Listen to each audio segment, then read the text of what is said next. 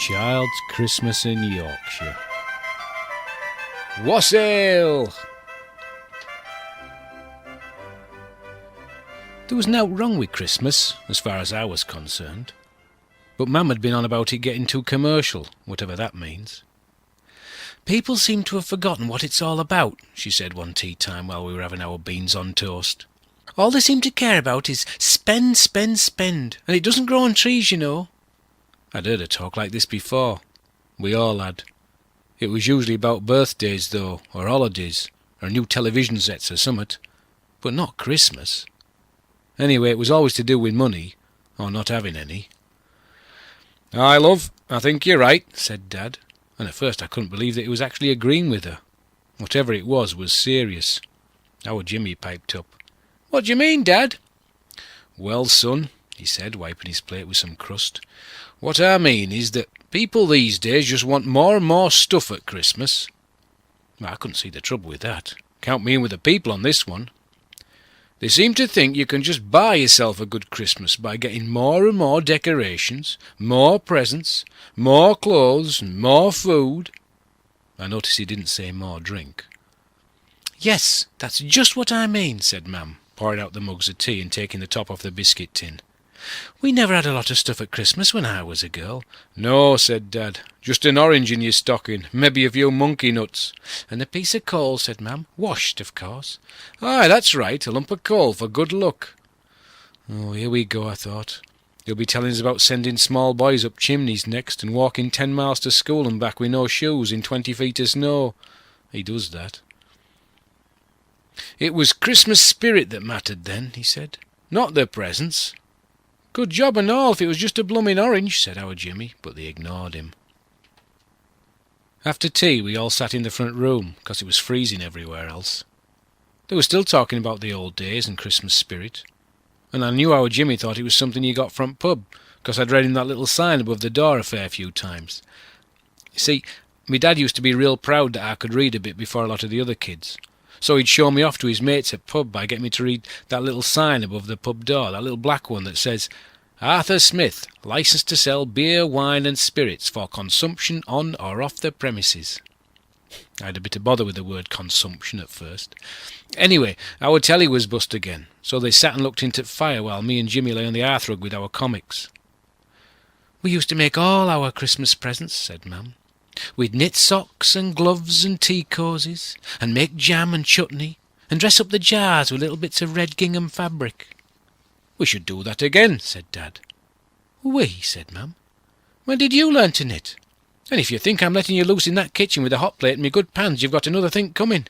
"Be cheaper than shopping," he said, and sniffed. "No, electric train sets, new bikes, dolls that wet themselves. No, that's not what they were thinking about when they came up with Christmas," said Mam. "Who's they?" I said. "Who invented Christmas, Mam?" "Christmas was invented, if you want to call it that, in York, actually." "You what?" said me Dad. "I know we've come up with some champion stuff in Yorkshire, but I didn't think Christmas was our idea." Me Mam sat up straight and put on her grammar school voice. "It was back in King Arthur's day. He'd kicked out the Saxons in the year 520 AD, and then he went up north. But his bishops asked him not to kill the Scots because they'd just got hold of the Bible, and it wasn't on for Christians to go around killing other Christians." She looked at me and our Jimmy to make sure we were listening. Times like this she thought we might learn somewhat. "So, on his way back from Scotland, Arthur had a big meeting with all his clergy in York. More like a party, really. And they celebrated their first ever Christmas in Britain." "Well, I'll go to the back of our coal house," said me Dad. "Is that right?" "Yes," said Mam. "It is. Holidays, or holy days, were always welcome back then. And a big celebration pulls folks together, makes them forget about killing each other for a bit. Religion seemed like a good excuse at the time. Mind, a lot of people think Jesus was born in September. And King William the Conqueror was crowned on Christmas Day in 1066. It was all political, really. See, when peasants are busy feasting and drinking, they're a lot easier to keep an eye on." "How come a woman like you, who's so good at history, can't remember where she's left her handbag?" said Dad, but Mam kept talking. "There's been all sorts of Christmas customs through the years. Some we've forgotten, and some we've kept. and maybe changed a bit.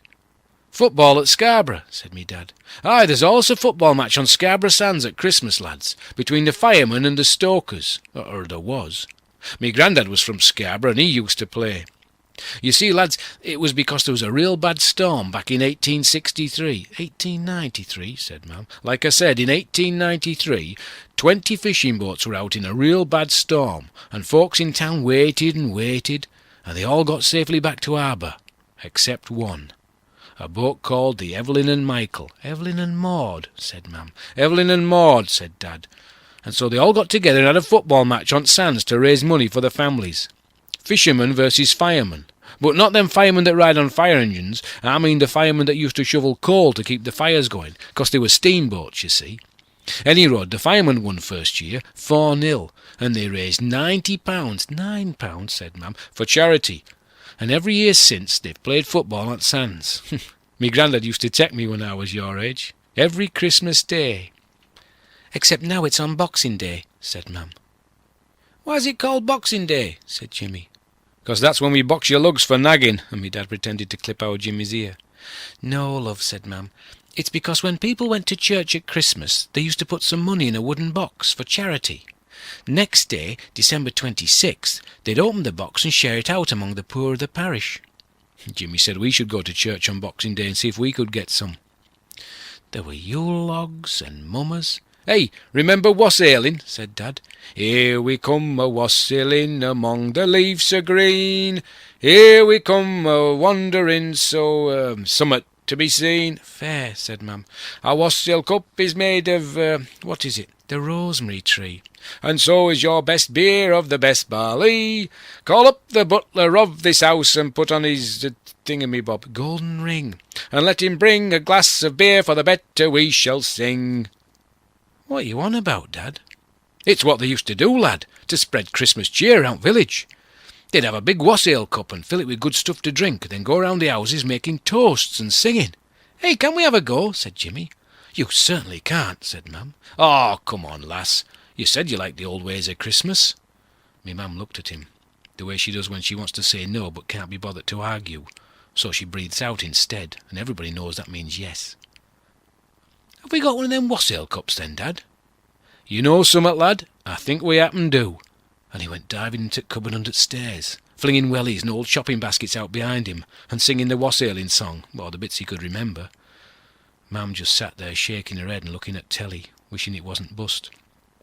Ah, hey, up here we are, he said, and came across on his knees carrying a blue and white jug sort of thing with 2 handles on. I'd forgotten about this. Aye, said Mum, it should maybe stay forgotten and all, and one of them handles is cracked. It's the real McCoy.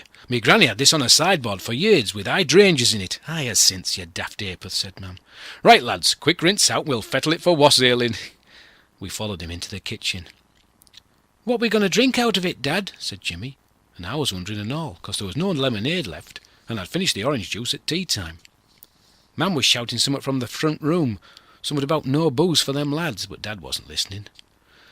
He went into the corner cupboard and brought out a couple of bottles, some sherry and somewhat else with 2 dogs on a label.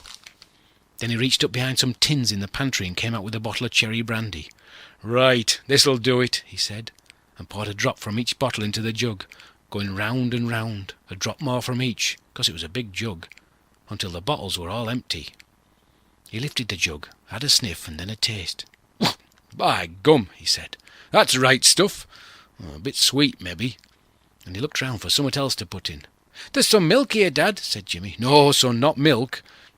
I passed him the teapot, still half full from tea time. Hey, good idea, Derek. Why not, eh? He said, and poured the rest of it into the wassail jug. I saw some tea leaves going, but I didn't say anything. I just wanted to get going. I opened the back door so Dad could take the bottles out to the dustbin before Mam saw 'em, and when I turned round I saw Jimmy putting the top back on the cough syrup. He likes Del Rosa, does Jimmy, and Mam usually keeps it hidden, so I don't know where it came from. It was a big bottle, but there was nought left in it now. We put our coats and wellies on, and went into the front room to see Mam. Right, love, we're off wassailing, said me Dad, holding up the jug with both hands. Are you coming? No, I am not, she said. Parading round the streets with that thing, what does it look like? Looks like there'll be just 3 of us, said Dad. And we said goodbye and went out the front door. Right, lads, we'll do Chalky White first, next door but one. I wondered why I didn't do Mrs. Blenkin next door to us first, 'cause she'd like a wassail to cheer up. She was always so miserable. Anyway, we cut across her front garden and went up to Chalky's door. Here we come a-wassailing among the leaves a-green. Here we come... Come on, sing up, lads. And me and Jimmy sang, Here we come a-wassailing among the leaves so green. But Dad was doing the second part by then. It sounded a bit like when we do London's Burning in class and take turns to start off, but it sounded a lot worse. Dad sang the first line again and tried to catch us up before we got to the rosemary tree. Then the front door opened and Chalky White stood there, looking as if he'd seen a ghost, or somewhat worse. Hey up, Chalky, said Dad. We wish you wassail, don't we, lads? Yeah, we said, wassail. Was what? Said Chalky, scratching his bum with one hand and his head with the other. Wassail, said Dad. It's what they used to say before Merry Christmas. Cheers. And he took a big drink from the jug, then held it out. Oh, aye, said Chalky, still scratching with one hand but holding the other out to get the jug. What you supping there? Wassail? Who brews that then? No, it's not ale like at pub, it's wassail. It's traditional. Oh, all sorts of stuff, more like a cocktail, I suppose. Aye, an old-fashioned Christmas cocktail. It's grand, isn't it, lads? And he let me and Jimmy have a drink, maybe to show that it wasn't poison. Mind, it tasted like poison. I spit mine back in. Nay, Ron, ta very much, but I don't drink cocktails, me. Hey, but I've known wife to have a martini at Christmas. Hang on. And he turned round and shouted, Mother, get yourself out here. Ron Bradley's got some Christmas cocktail in a jug. I was wondering if we got money for doing the wassail song, like you do for carol singing, but Dad never said aught about that. Mrs. Chalky finally came to the door, wiping her hands on a tea towel. She had white stuff all down her pinny and her face was red. Whew, goodness me, just doing me Christmas baking. It's like an oven is our back kitchen, she said. I'm all parched. Wassail then, said Dad, and held the jug out to her mouth. This'll fettle you. And she took a big gulp. No, she didn't have much option, since the handle with a crack suddenly broke off, and the jug slipped, and the wassail stuff all slopped into her face. It went up her nose and in her eyes, and a fair bit disappeared down her gob. She started to snort and cough. Hey up, lass, steady on, said Chalky. You're supposed to just sip these cocktail things. He grabbed the tea towel and wiped her face, leaving bits of pastry on her cheeks and her eyebrows. She didn't seem very happy. Dad was trying to stick the handle back on, but without any glue it didn't work, so he put it in his pocket. Apart from all her coughing, it was very quiet. Somebody ought to say somewhat, I thought. Wassail, Mrs. White, I said. Aye, wassail, said Jimmy. Is she all right? Said Dad. Aye, she's grand, said Chalky, but I'll get her on to the settee for a bit. Can you shut door after me? And he sort of carried her back into house, like cowboys carry their mates when they've been shot. Wassail then, Chalky, said Dad quietly, as he pulled the door closed. Me and Jimmy looked at each other. The wassail stuff tasted blooming awful, but it didn't half make you feel warm. Where are we off next then, Dad? Right then, let's see. And he looked up and down the street. Ah, no, Snack Wardby's, he'll be in right fettle for a wassail. But when we got there, he wasn't. He just laughed while Dad showed him how to drink from the jug. Then he went and brought old Granny Wardby to the door, and she laughed and all. Somewhat similar happened at the next house, and the next one, and about 3 houses after that. And Dad was the only one drinking wassail. He was full of old-fashioned Christmas spirit, though, and he wasn't ready to pack in. All right, lads, we'll do Westgate, he said. Well, we still have a drop left. And we set off for Woody's shop corner, walking real fast. He'd got the hang of the wassail song by now. Well, first verse anyway, and he was singing it real loud. He was up in front, and just as he reached the corner he turned back to say, Come on, lads, hurry up! And that's when he slipped. It might have been some dog muck, or it might have been his shoelace that had been undone all night. He would have gone full length and all if it hadn't been for Copper Wiggle. Constable Wiggle is the village bobby, and he was coming round the corner the other way, pushing his bike.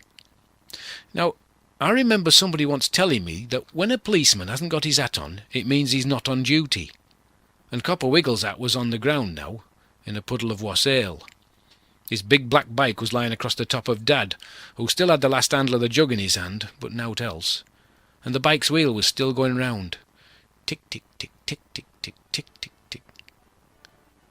I thought about running away, but then I thought I saw something real interesting in Woody's shop window, and I pulled our Jimmy over to see it, and kept quiet. "Mr. Bradley," said Constable Wiggle, "what have you got to say for yourself?" It was fairly obvious what he had to say, really. "Wassail, copper," he said. "Wassail!"